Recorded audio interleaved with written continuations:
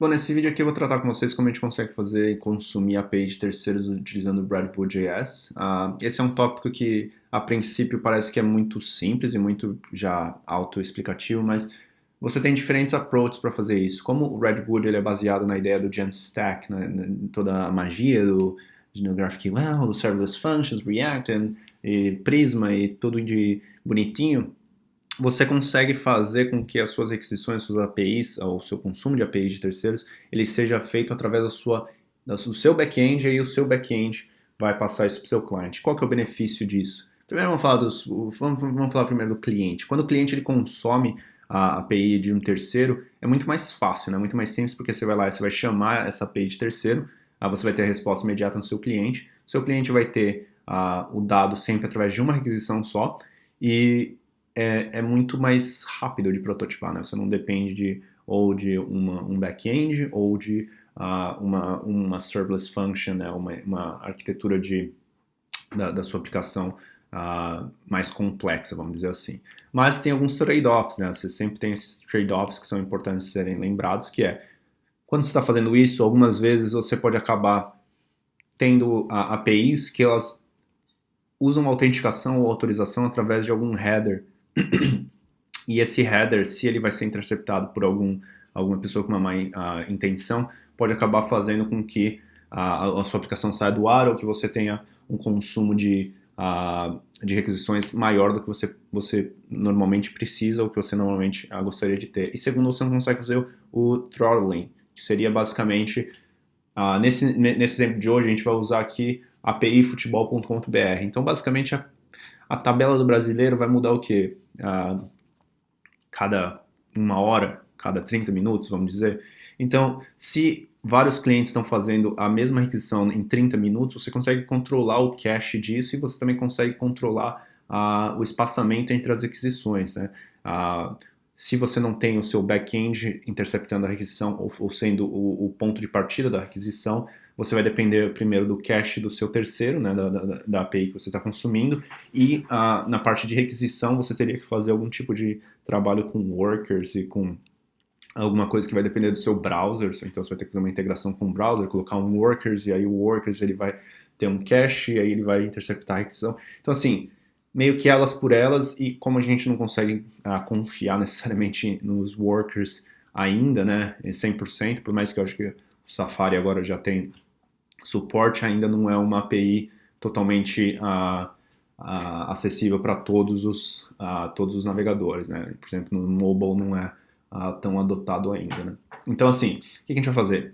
Primeiro eu vou fazer aqui uma versão em que eu vou fazer o consumo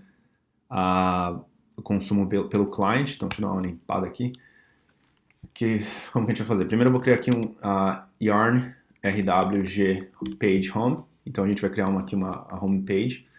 Eu já criei esse projeto aqui com Redwood. Ele está bem simples. A única coisa que eu fiz, eu coloquei a minha chave do API futebol.br. Se a gente vier aqui no dashboard, ele vai ter aqui uma área com API keys. E você vai pegar a sua API de produção ou a sua API de teste e você coloca no arquivo .env no Redwood, e aí você consegue usar isso dentro da sua aplicação. Então o que eu vou fazer aqui? Dentro de source pages, a gente vai ter aqui homepage.javascript. Então isso aqui a gente vai dar aquela limpadinha. E aí o que eu vou retornar daqui? Eu vou retornar um pre, que aqui dentro vai ser um JSON stringify data. Você vai se perguntar o que é data? Data vai ser um set data, então vai ser o nosso querido React Use State, certo?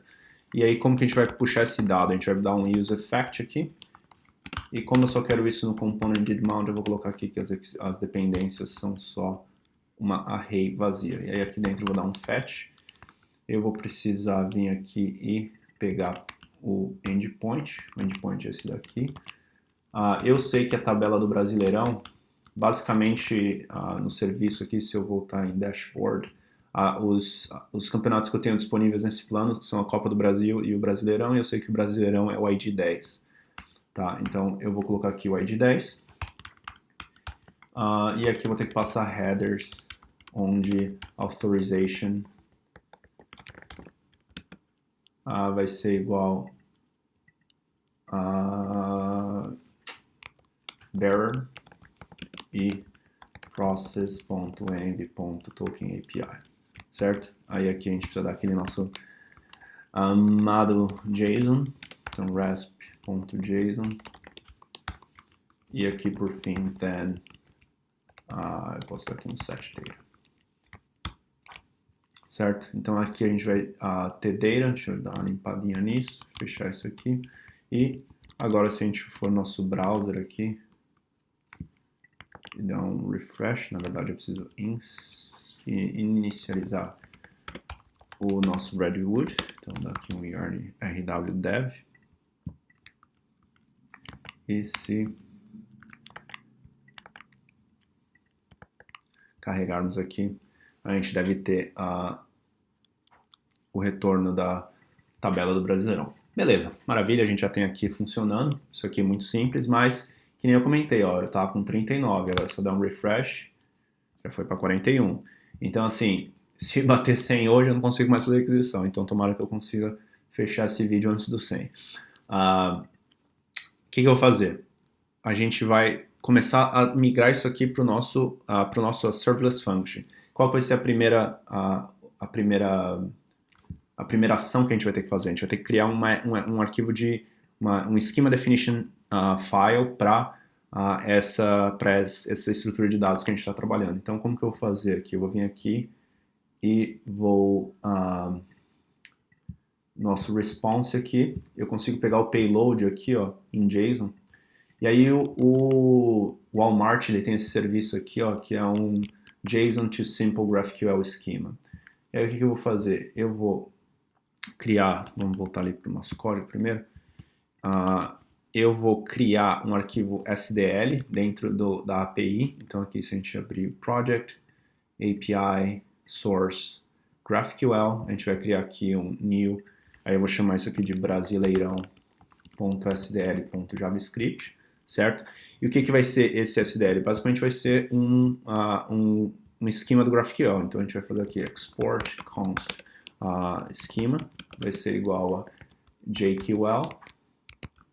E aí aqui a gente vai definir os tipos, né?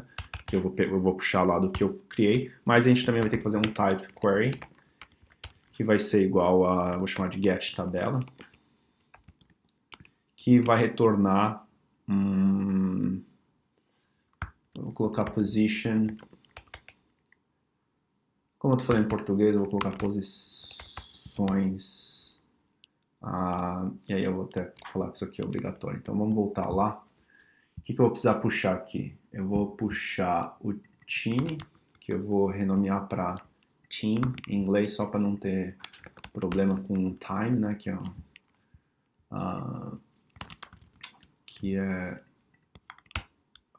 Pode ser uma keyword reservada, né? E aí aqui o type 0 eu vou renomear para vamos fazer tudo em inglês então, position, e aqui team vai ser team, e aí get tabela vai ser get standings, e aqui vai ser position, certo? Então se eu dar aquela formatada, basicamente eu tenho agora a minha query get standings, que vai retornar uma array de position que tem o tipo, tem todos esses tipos aqui que a gente puxou do JSON, certo? Beleza, ele aqui reconheceu, tá dando, deu aquela buildada, e aí como que ele faz a integração das serverless functions com esse esquema? Basicamente é através do nome do arquivo. Então se a gente vem aqui em services e criar um arquivo novo chamado brasileirão.javascript, ele vai entender que esse arquivo está puxando o schema definition desse outro arquivo. E o que vai ser esse brasileirão.javascript? Basicamente vai ser o retorno, o retorno não, na verdade vai ser o retorno desse fetch aqui que a gente está fazendo aqui. Então eu vou copiar toda essa belezinha aqui, mas antes eu vou dar aqui um export const get standings. Eu não espero nenhum argumento, e aí aqui eu vou, como isso aqui vai ser uma função assíncrona, eu posso mudar esse fetch aqui para ser const response, vai ser um await, e aqui o retorno vai ser só o return response.json. Mas como a gente não tem fetch no Node, eu vou dar um import fetch from node fetch, e aí eu vou precisar também instalar isso aqui. Então yarn workspace API add node fetch. Então aquele cafezinho aqui que eu tô a 200 por hora. E beleza. A princípio, o que a gente pode fazer? A gente pode, agora que tá tudo, é para estar tudo bonitinho aqui, se a gente abrir o GraphQL e dar um query get standings e colocar aqui posição, time, nome popular, a gente deve retornar aqui Internacional, Flamengo e assim por diante. Então beleza, Internacional, Flamengo, São Paulo, blá blá blá. Então beleza, a gente já tá, o nosso GraphQL, a parte do server já está consumindo os dados como deveria consumir. Agora a gente só precisa fazer com que isso retorne pro nosso cliente. E aí como que a gente vai fazer isso?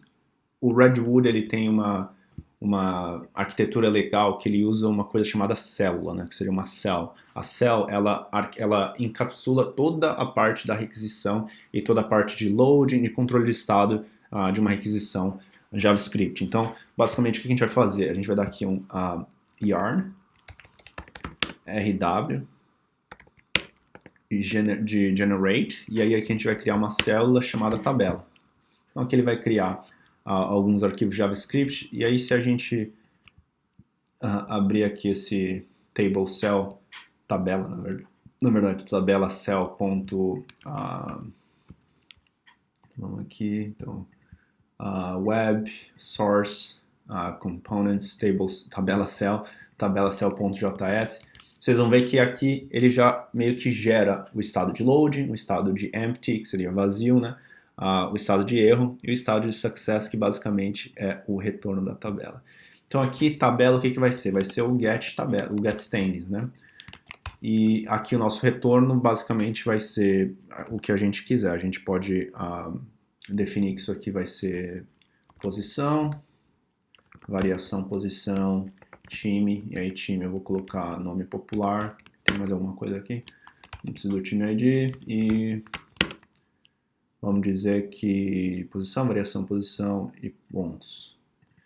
Então vou colocar aqui posição, variação, pontos e time. E aí isso aqui é até interessante de se fazer, por quê? Porque nesse cenário aqui você consegue limitar o que o seu cliente vai consumir da sua API. Então, novamente, se você quiser fazer algum tipo de controle de acesso a uma API ou um controle de retorno de dados, você consegue fazer através disso daqui. E aí, basicamente, o que a gente vai precisar fazer é só importar esse tabela cell dentro da nossa homepage. Então, aqui, ao invés disso, a gente vai dar aqui um tabela cell.